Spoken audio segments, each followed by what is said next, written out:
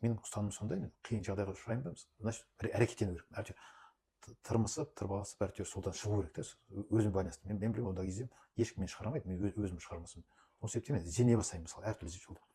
Әрине мысалы барлық нәрсе мысалы сәтті болған жоқ, мысалы даже психологтарға анаған барамын, мысалы кішкене что-то сәл көмектескен сияқты болады да, бірақ та бәрібір мысалы ойдағыдай болмайды. Екіншісіне барамын, ойдағыдай болмайды, сосын курс аламын, кішкене былай сәл көңілің көтеріліп қалады, сосын қайтып көңіл түседі.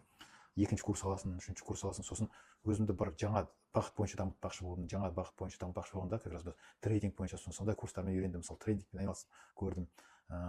Бір кітап оқуға тырыстым, бірақ өкінішке кітап оқу жағы өте қиын болды, себебі былай өте шаршап жүресің, содан кейін ылғи осы депрессия кезінде ұйқы тартып тұрады. Сондықтан сонда ізденіп жүрмін мен негізі, сол бұған дейін мен айтып отырмын ғой, кәдімгідей ізденіп сол депрессиядан шығудың жолдарын қарастырып жүрдім, әртүрлі курстар алдым, әртүрлі адамдарға, мамандарға бардым.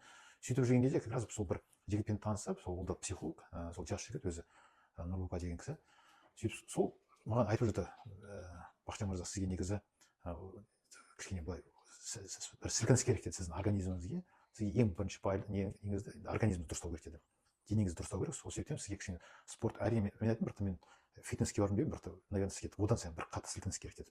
Сол себепті как раз айтқан, мен естідім дейді, қазір бір жігіттер тауға шығып жүр, мұздай суға түсіп, мен айттым, мұздай суға түскен дейсіз, онысы не бас кеткен кісілер ме деп.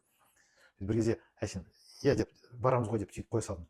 Сөйтіп кейін әйтеуір тағы да бір есіме салып, бір кезде өзі айтты, мен қатысып соған барып жүрмін, шығып жүрмін, жігіттерге қосылып жүрмін, өте жақсы нәрсе әсер етіп жатыр дегенде, сол кезде мен бір қатты тұмауратып қалдым.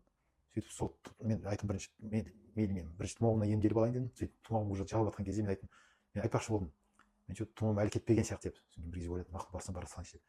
Бір кезде қалай бірінші күні шықтым, таудың басына мысалы баспалдақпен көтерілдім, неше түрлі әдемі көріністерді көрдім. Сосын суға түсе салысымен бірінші күні сразу басқа әсер етті. Кәдімгі түсіндім, маған керек осы екен деп. Соның арқасында кішкене депрессиядан келе бастадым.